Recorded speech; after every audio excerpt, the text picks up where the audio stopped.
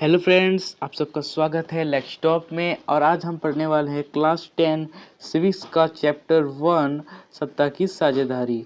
और इस चैप्टर को हम आज पूरी डिटेल में पढ़ने वाले हैं और पूरी अच्छी तरह से समझने वाले हैं, वो भी एक शॉर्ट वीडियो में।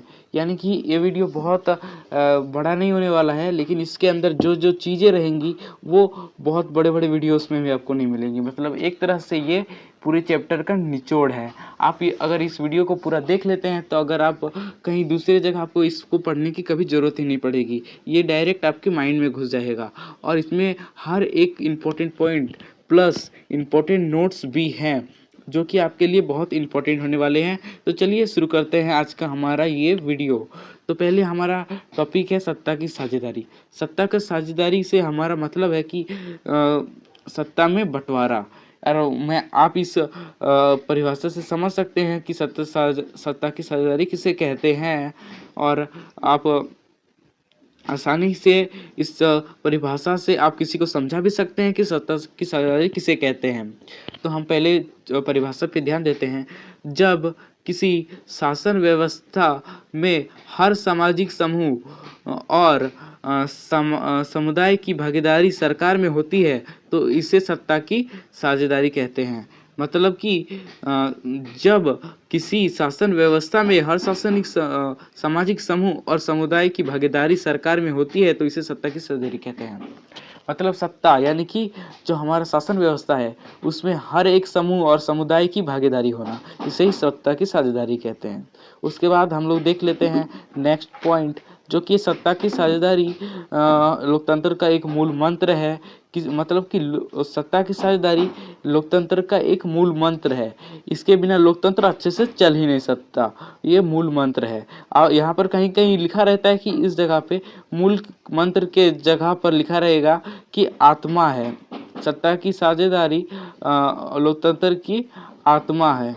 आत्मा इसमें थोड़ा सा अच्छे से नहीं लिखा रहा है क्योंकि मेरे पास अभी स्मार्ट पेन नहीं है, तो कोई बात नहीं। आप लोगों का सपोर्ट रहा तो मैं अच्छी व्यवस्था के साथ आपको पढ़ाऊंगा। तो हम इसे पूरे पॉइंट को आप लोग अच्छे से पढ़ते चलिए और लिखते चलिए ताकि आप लोग को हमेशा याद रहिए। सत्ता की साझेदारी लोकतंत्र का मूल मंत्र है। किसी भी लोकतांत्रिक सरकार में हर नागरिक का हिस्सा होता है। यह समस्या भागीदारी के द्वारा संभव हो पाता है। हिस्सा जो है वो भागीदारी के द्वारा संभव हो पाता है। और ये देखिए, ये है आपका VVI क्वेश्चन जो कि हर बार एग्ज़ाम में पूछा ही जाता है। हर बार नहीं कह सकते, लेकिन 2 साल में 1 साल बाद पूछा ही जाता है। तो ये संभावना है कि आपकी इस एग्ज़ाम में आ जाए। तो चलिए हम पढ़ते हैं इस क्वेश्चन को। तो क्या है सत्ता की साझेदारी क्यों ज़रूरी है? मतलब ये चैप्टर का ही क्वेश्चन है। ये आपको कोई भी पूछ सकता है आके। आप सत्ता की साझेदारी पढ़ तो लिए लेकिन हमको पता ही नहीं है क्यों ज़रूरी है, तो हम आपको बताएंगे क्यों ज़रूरी है। तो इसका 2 प्रकार के कारण होते हैं। एक कारण होते हैं पूरक कारण। युक्तिपूर्वक कारण का मतलब क्या होता है, और जो हम आपको बता रहे हैं वो आपका पूरा किताब के अंदर ही है। हम कोई एडिशनल चीज़ नहीं बता रहे आपको, और इस तरह से हम बता रहे हैं कि आपका एग्ज़ाम में कोई भी क्वेश्चन छूटे नहीं। तो आप इसे पूरी वीडियो को ध्यान से देखिएगा ज़रूर। तो यहाँ पर युक्तिपूर्वक कारण क्या है ये हम लोग देख लेते हैं। युक्तिपूर्वक कारण वे हैं जो सोच समझ कर लिए गए तर्क होते हैं और जिन्हें लाभ हानि को सामने रखकर अपनाया गया जाता है। मतलब कि ये युक्तिपूर्वक कारण, मतलब कि युक्ति मतलब साफ जाहिर है कि जैसे युक्ति मतलब सोचना, मतलब सोच समझ के कारण को जो रखा जाता है उस कारण को युक्तिपूर्वक कारण कहते हैं। चलिए हम इसका एग्जाम्पल देख लेते हैं। जैसे एग्जाम्पल नंबर 1 है हमारा कि सत्ता की साझेदारी विभिन्न समुदायों के बीच टकराव को कम करती है। ये एक युक्तिपूर्वक कारण है। ये सब पॉइंट्स याद रखिए, ये सब आपको एग्जाम में लिखना है, तो इसे याद रखिए बस। हमारा वीडियो है ही, एक बार ऑन करके देख लीजिएगा, आपका सारा रिवीजन हो जाएगा। तो सत्ता की साझेदारी विभिन्न समुदायों के बीच टकराव को कम करती है, ये एक पहला पॉइंट है। दूसरा पॉइंट है हमारा, यह भेदभाव कम करती है। मतलब सत्ता की साझेदारी भेदभाव कम करती है। जो जाति भेदभाव हो या फिर कोई भी भेदभाव हो, इस सत्ता में बंटवारा रहेगा तो सबको संतुष्टि रहेगी, तो इस भेदभाव को भी ये कम करता है। उसके बाद जो तीसरा पॉइंट है, विभिन्न विविधताओं को अपने में समेट लेता है। जो बड़े बड़े मसले होते हैं उसे अपने में समेट लेता है और शांत करता है हमारे देश को। उसके बाद जो है फोर्थ पॉइंट वो है सत्ता में लोगों की भागीदारी बढ़ाती है। मतलब कि इसमें सबको समान अधिकार मिलेगा, तो जो लोग हैं इसमें भागीदारी लेना चाहेंगे कि नहीं, मतलब चाहेंगे, तो चाहेंगे तो इसमें भागीदारी बढ़ी कि नहीं, तो सत्ता में भागीदारी बढ़ेगी। अगर आपको कोई भी टॉपिक में कन्फ्यूज़न हो तो आप कमेंट कीजिएगा, मैं ज़रूर रिप्लाई करूँगा आपको। तो उसके बाद ख नंबर है नैतिक कारण। नैतिक कारण भी किसे कहते हैं वो भी हम देख लेते हैं। नैतिक कारण जो है वो नैतिक कारण कुछ लोगों ने नैतिक कारण से भी सत्ता की साझेदारी का जोरदार समर्थन किया है। मतलब कि जो नैतिक कारण है इससे भी बहुत लोगों ने इसका समर्थन किया है। तो क्या क्या समर्थन किया है चलिए हम लोग देखते हैं। नैतिक कारण, पहला जो हमारा नैतिक कारण है वो है साझी सरकारों में सत्ता का विभाजन से सभी सरकार में हिस्सा लेने वाले राजनीतिक दलों से पूर्ण न्याय हो जाता है। मतलब कि साझी सत्ता के में जो भाग लेने वाले राजनीतिक दलों हैं उन दलों में कोई भेदभाव नहीं होता है यार, उनको पूर्ण न्याय मिलता है और हो जाता है न्याय, ठीक है। उसके बाद नेक्स्ट टॉपिक जो है हमारा, अल्पसंख्यक लोगों की भी अवहेलना नहीं होती, इसलिए इनके मान में कोई आक्रोश की भावना नहीं होती है।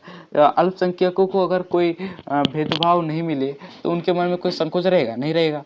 तो यही बता रहा है कि ये अल्पसंख्यकों यानी कि जिसकी अल्पसंख्यक का मतलब जिसकी संख्या कम हो, तो जिसकी संख्या कम हो उसे अल्पसंख्यक कहेंगे। ये भी याद रखिए, हम हर एक चीज़ को आपका कवर करते ही चलेंगे। तो उसके बाद देख लेते हैं, शक्ति के विकेंद्रण से भी सरकार अंग विधायिका कार्यपालिका न्यायपालिका से कोई अन्याय नहीं हो पाता और इस प्रकार केंद्र और राज्य में भी शांति का वातावरण बना रहता है। मतलब कि जो सत्ता में विभाजन, मतलब सबका शक्ति बटा हुआ है। जो कार्यपालिका न्यायपालिका के काम में दखल नहीं देगी, न्यायपालिका कार्यपालिका नहीं देगी, विधायिका कार्यपालिका का नहीं देगी, न्यायपालिका का नहीं देगी। इस तरह कोई किसी के काम में दखल अंदाजी नहीं करेगा और सबको अपना काम स्वेच्छा से करेंगे, शांतिपूर्वक भाव से करेंगे। उसके बाद देख लेते हैं हमारा फोर्थ पॉइंट, और ये सब पॉइंट आप अच्छे से याद कर लीजिएगा, लिख लीजिएगा। हमारा इसका पीडीएफ आपको हमारे व्हाट्सएप चैनल मिल जाएगा, जो कि हमारे डिस्क्रिप्शन बॉक्स में लिंक मिल जाएगा आपको। तो अगर आपको कोई भी कन्फ्यूज़न हो तो आप मुझे कमेंट कर सकते हैं, मैं रिप्लाई ज़रूर करूँगा आपको। उसके बाद फोर्थ पॉइंट देख लेते हैं, सबकी राय से किए हुए निर्णय सबको मान्य होते हैं क्योंकि वे सार्वमान्यता से लिए हुए होते हैं। और जो निर्णय जो है वो सबकी राय से लिया होता है, इसीलिए सार्वमान्य होता है। अगर आप क्लास में पढ़ रहे हैं, सर आपका कोई नया नियम लगाना चाह रहे हैं, ठीक है, मैं आपको एक बेस्ट एग्जांपल दे रहा हूँ। तो कोई निर्णय लेना चाह रहा है तो आप लोग सब सहमत हैं, तो इस निर्णय पे आप लोग का कोई लड़ाई नहीं होगा। अगर क्लास में 30 बच्चे हैं और उसमें से 23 बच्चे इससे सहमत है और बाकी के 7 बच्चे जो है वो सहमत नहीं है, तो इसमें विवाद तो हो सकता है। तो चलिए हम लोग देखते हैं अब नेक्स्ट पॉइंट को। तो हमारा जो नेक्स्ट पॉइंट है वो है बेल्जियम। जो हमारा बेल्जियम है, बेल्जियम के समाज की जातीय बनावट। तो बेल्जियम समाज की जातीय बनावट, तो बेल्जियम समाज जो है हमारे चैप्टर में जो है श्रीलंका और बेल्जियम इन दोनों देश का एग्जाम्पल दिया हुआ है हमें अच्छे से समझने के लिए, तो आप इसे अच्छे से समझिएगा। तो हम बेल्जियम का जो इम्पोर्टेंट पॉइंट्स है हर एक इम्पोर्टेंट चीज़ इसमें डाल दिए हैं ताकि आप लोग को कोई दिक्कत ना हो एग्ज़ाम में। आप इस वीडियो को एक बार देख लेंगे तो आप हमेशा बोलिएगा क्या सर आपने क्या बता दिया। तो चलिए देखते हैं हमारा दूसरा पॉइंट जो है वो है बेल्जियम जो है एक यूरोप का छोटा सा देश है। जैसे भारत हमारा एक एशिया का देश है, वैसे बेल्जियम एक यूरोप का छोटा सा देश है जिसकी आबादी हरियाणा से भी आधी है, परंतु इसके समाज की बनावट बड़ी जटिल है।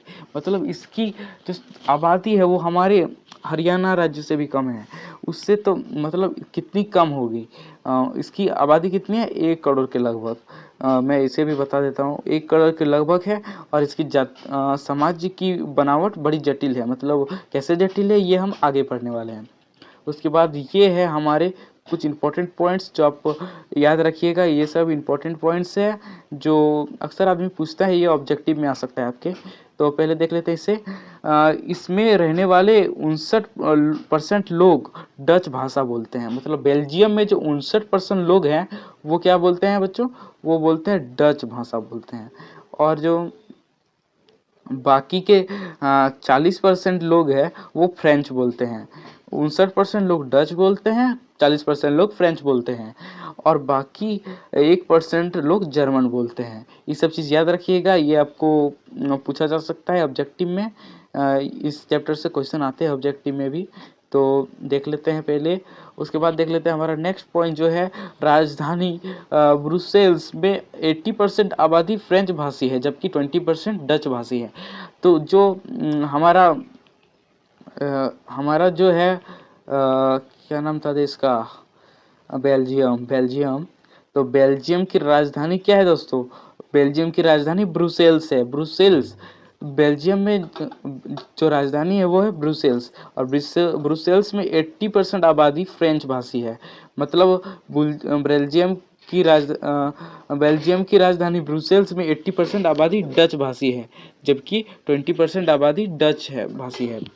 और वहाँ पर जो बेल्जियम था, बेल्जियम में 29% जो था वो था डच भाषी और 40% था फ्रांस भाषी। तो इसमें ज़्यादा है फ्रेंच भाषी। और फ्रेंच भाषी लोग बहुत अमीर लोग थे, अमीर वर्ग हैं ये। नहीं, इसमें ये अमीर वर्ग नहीं है, इससे बस आप इतना याद रखिएगा इसकी परसेंटेज वगैरह कितनी थी कहाँ पर। उसके बाद देख लेते हैं अल्पसंख्यक फ्रेंच भाषी लोग तुलनात्मक रूप से ज़्यादा समृद्ध और ताकतवर थे। हाँ, मतलब कि ये जो समुदाय था अल्पसंख्यक था, फ्रेंच भाषी अल्पसंख्यक थे लेकिन तुलनात्मक रूप से ज़्यादा समृद्ध और ताकतवर थे। भले ही ये संख्या में कम हो लेकिन इनकी ताकत जो थी वो बहुत थी। जैसे कि हमारा छोटा पैकेट बड़ा धमाका था ये। तो उसके बाद देख लेते हैं हमारा नेक्स्ट टॉपिक जो है श्रीलंका का जो टॉपिक है मैंने पहले ही आपको बताया, एक बेल्जियम था और एक श्रीलंका, दोनों देश का एग्जांपल दिया गया है। तो ये श्रीलंका का है, इस श्रीलंका से भी बहुत क्वेश्चन आता है। तो पहले हम लोग देख लेते हैं, यहाँ पर पूरे पॉइंट को पढ़ेंगे अच्छे से और समझने का प्रयास करेंगे। तो पहले क्या लिखा है, श्रीलंका में सिंहली बहुसंख्यक है। सिंहली जो है श्रीलंका का बहुसंख्यक समुदाय है। इसमें कितने परसेंट है वो सब हम आगे वीडियो में देखेंगे, पहले इसका परिचय देख लीजिए। श्रीलंका में सिंहली बहुसंख्यक है तथा तमिल अल्पसंख्यक है।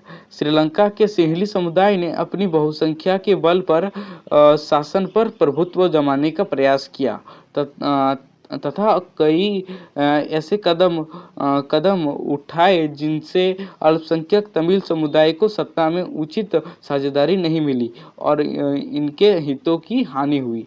मतलब जो श्रीलंका था इसमें बहुसंख्यकों का कब्जा था। मतलब सिंहली जो था ये बहुसंख्यक जो इस तमिल जो है, तमिल के ऊपर ये अपना सत्ता जमाना चाहता था। ये नहीं चाहता था कि जो कोई दूसरा, मतलब हमारा ही राज चले और कोई ना। तो उसके बाद देख लेते हैं इसमें जो तमिल भाषी की अवहेलना करते हुए सिंहली भाषी को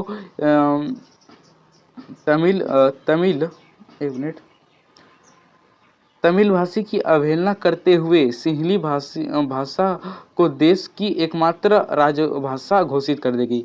जो सिंहली थे उन्होंने तमिल का अवहेलना करते हुए जो सिंहली था उसे राजभाषा घोषित कर दिया। ये किया था 1856 ईस्वी में। 1856 ईस्वी में इन्होंने इसे राजभाषा घोषित कर दिया। ये भी क्वेश्चन आएगा कि ऑब्जेक्टिव में आएगा, ये सब ऑब्जेक्टिव में है आएगा, छोटे छोटे पॉइंट्स। इसमें 5 नंबर और 3 नंबर का भी क्वेश्चन है, लेकिन अभी आप इसे ऑब्जेक्टिव के रूप में याद रखिए। तो सिंहली जो भाषा था वो 1856 में बना था राजभाषा। उसके बाद देख लेते हैं हमारा नेक्स्ट पॉइंट जो है विश्वविद्यालयों तथा सरकारी नौकरी में सिंहलियों को प्राथमिकता दी गई। जो विश्वविद्यालय थे और सरकारी नौकरी था उसमें सिंहली भाषा को प्राथमिकता दे दी गई। तो सिंहली लोग जो थे उन्हें ही ज़्यादा हक मिलने लगा, जो लोग सिंहली नहीं जानते थे उन्हें बहुत नुकसान होने लगा। उसके बाद ये मेन पॉइंट है, ये VVI पॉइंट है, इसे अच्छे से याद रखिएगा। ये है बौद्ध धर्म को सरकारी संरक्षण दिया गया। और जो सिंहली लोग थे वो बौद्ध धर्म को मानते थे। किस धर्म को? बौद्ध धर्म को। इसे भी अच्छे से याद रखिएगा क्योंकि ये मेन पॉइंट है, ये क्वेश्चन आया था अगले साल पेपर में। और यहाँ पर है कि इस प्रकार इस प्रकार असंतुष्टित सत्ता विभाजन के परिणाम स्वरूप श्रीलंका के तमिल समुदाय में तनाव फैला और दोनों समुदायों के बीच संबंध बिगड़ते चले गए। अगर कहीं पर सत्ता का विभाजन अच्छे से नहीं हुआ तो वहाँ पर जाहिर सी बात है कि संबंध अच्छे नहीं होंगे, भागीदारी अच्छे से नहीं मिली तो जाहिर सी बात है। उसके बाद देख लेते हैं हम लोग बेल्जियम की समझदारी। ये भी हमारा एक चैप्टर का पॉइंट है, बेल्जियम की समझदारी। बेल्जियम के सत्ता विभाजन के मॉडल की मुख्य विशेषता क्या थी? ये क्वेश्चन भी आ सकता है, ये आएगा ही 5 नंबर का, इस साल आ सकता है। अगर आप इसे ध्यान दें तो ये आपकी इस साल चैप्टर आ ही सकता है 5 नंबर का। तो देख लेते हैं, इसे भी हम लोग अच्छी तरह से याद रखिएगा। इसे PDF आपको मिल जाएगा चैनल में, हमारे व्हाट्सएप चैनल में, आप इसे अच्छे से देख सकते हैं। पहला जो हमारा पॉइंट है वो कि संविधान में स्पष्ट रूप से इस बात की व्याख्या की गई कि केंद्र सरकार में डच और फ्रेंच भाषी मंत्रियों की संख्या समान होगी। मतलब कि जो केंद्र सरकार है वहाँ पर दोनों की मंत्रियों की संख्या समान होगी। ये बहुत अनोखा नियम लगाया कि कोई मतलब वहाँ चुनाव तो होगा लेकिन वहाँ पर संख्या दोनों की समान होगी। मान लो वहाँ पर 44 सीट है तो 22 सीट डच का होगा और 22 फ्रांस का होगा। उसके बाद कुछ विशेष तभी बनाए जा सकते हैं जब दोनों भाषाई समुदाय के प्रतिनिधियों का बहुमत इसके पक्ष में हो। कई एक समुदाय एक तरफा फैसला नहीं कर सकता है। मतलब कि जो भी फैसला लिया जाएगा दोनों पक्ष के हित में होना चाहिए और दोनों का सहमति होना चाहिए। उसके बाद देख लेते हैं हमारा नेक्स्ट पॉइंट जो है हमारा कौन नंबर, शासन की शक्तियों का विभाजन केंद्र और राज्य सरकार के बीच स्पष्ट रूप से कर दिया गया। किसी भी मामलों में राज्य सरकार केंद्र सरकार के अधीन नहीं है। मतलब शासन की शक्तियों का विभाजन केंद्र और राज्य सरकार के बीच स्पष्ट रूप से कर दिया गया और किसी भी मामले में राज्य सरकार केंद्रीय सरकार के अधीन नहीं था। मतलब दोनों का इस तरह से बंटवारा कर दिया कि दोनों ही एक दूसरे के काम में कोई दखल अंदाजी नहीं देने वाले हैं। तो इससे बहुत अच्छा हुआ कि दोनों में संविधान में समझौता बना रहा, कोई विवाद नहीं हुआ और सब शांति से रहे। तो इसी पॉइंट के साथ चलिए देख लेते हैं अगर और क्या पॉइंट है। चलो ठीक है, हमारा जो गौ नंबर पॉइंट है वो देख लेते हैं। ब्रुसेल्स में अलग सरकार है जहां दोनों समुदायों का समान प्रतिनिधित्व है। मतलब ब्रुसेल्स में एक अलग सरकार बना दिया जहां पर ज़्यादा मुठभेड़ होने की संभावना थी, वहां अलग सरकार बना दिया ताकि वहां और लड़ाई ना हो।